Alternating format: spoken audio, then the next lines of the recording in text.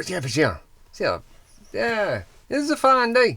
You just have to look for the fineness. It's sort of overcasted and it's right cold.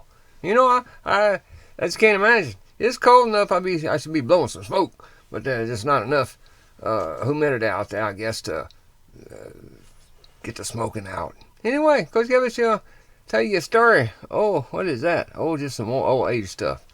Had a story. Cause something had not dawned it on me. And dawned it on. That's in a song or something, I think. I'm not sure about any of that, but I do. Oh, yes, I am, and you must.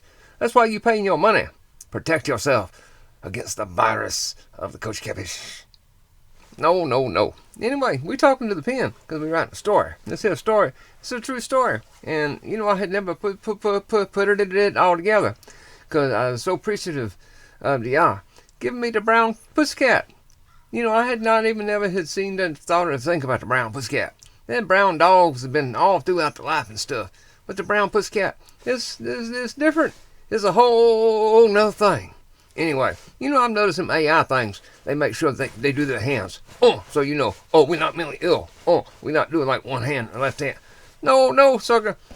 Coach Kevin's keeping the hand down because it hurts. So I'm just doing the pen hand. The hand of the pen is written by men. And what this here was a story. It was actually a hot one.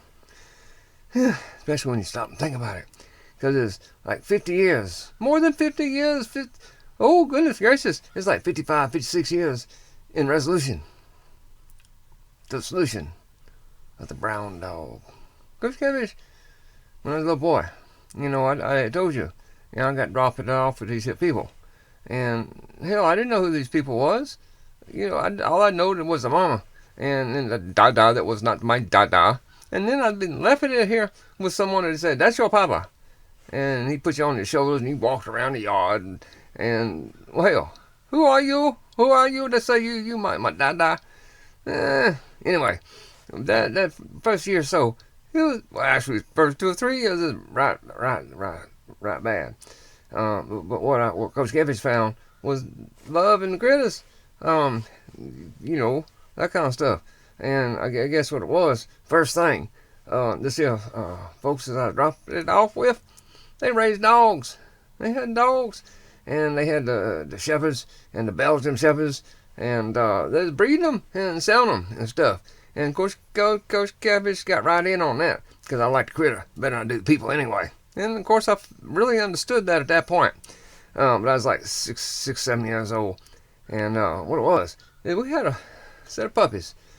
And there's 9 babies. Nine babies born.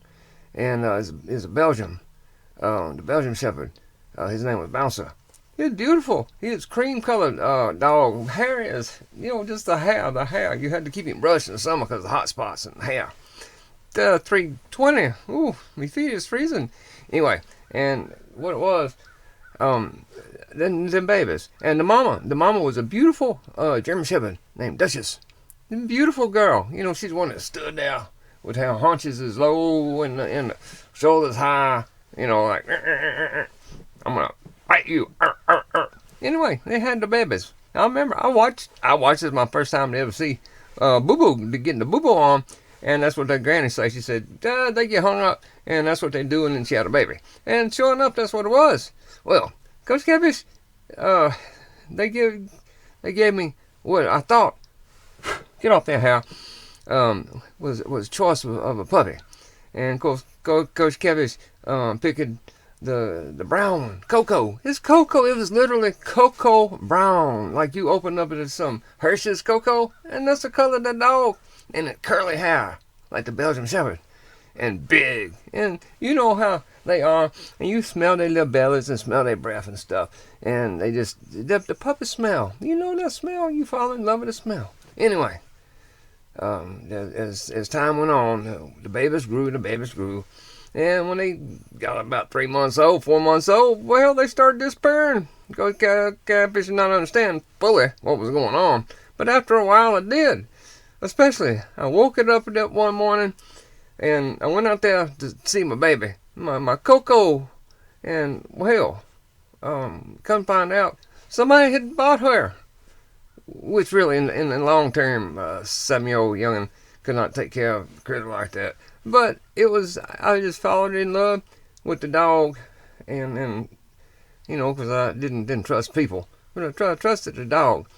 And anyway, I never really got over that because, like in the same winter, I had rescued a jaybird, and that sucker, I had him all the summer, and kept him in a cage and stuff, and took care of him. And he'd get down there and stomp, blah, blah, blah, blah, and we laugh like hell. When a train come by, he'd get out there and stomp and do this little thing, and we'd feed him and stuff. And where Coach Catfish was at, it was a harsh winter. And oh, come here, baby.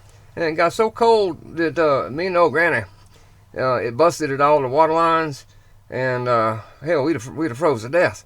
So the aunt made us come over to her house, because hell, our old granny, she was 83, 84 years old, and I just a youngin. Anyway, for whatever reason, they would not let the bird come. The bird could not come over.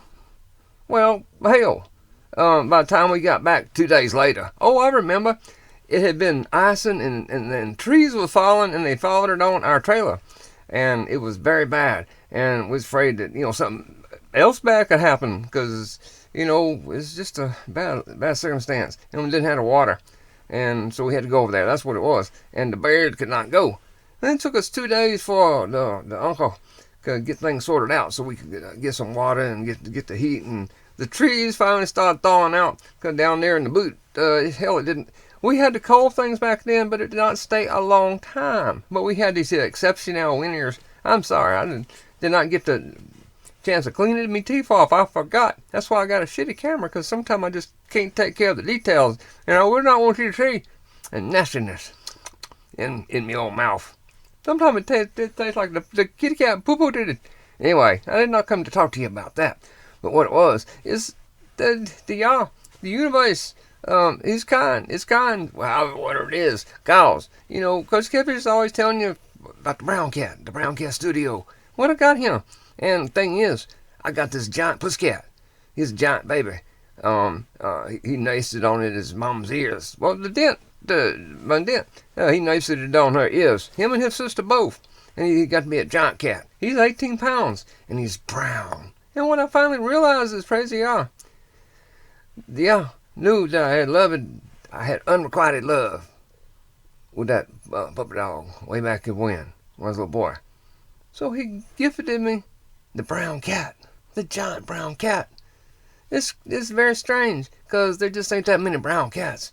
And this sucker here, he's like 18 pounds. He's huge, and he's a little fat, but he's not like morbidly obese. He's just a giant pussycat.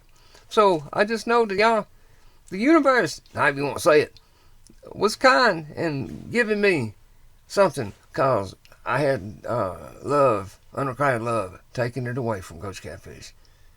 I believe that, and that's part of, you know, I deal with that pussycat every morning, bright and early to the next bright and early. Anyway, praise y'all. Who would have ever thought at 8:32 about me and you in our little situations where our hearts is broken?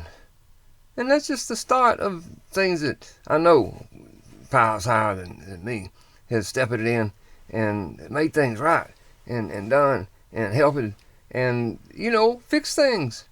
Because, well, hell, praise y'all. I know Coco got a good home. Coco was the Buddha's puppy dog.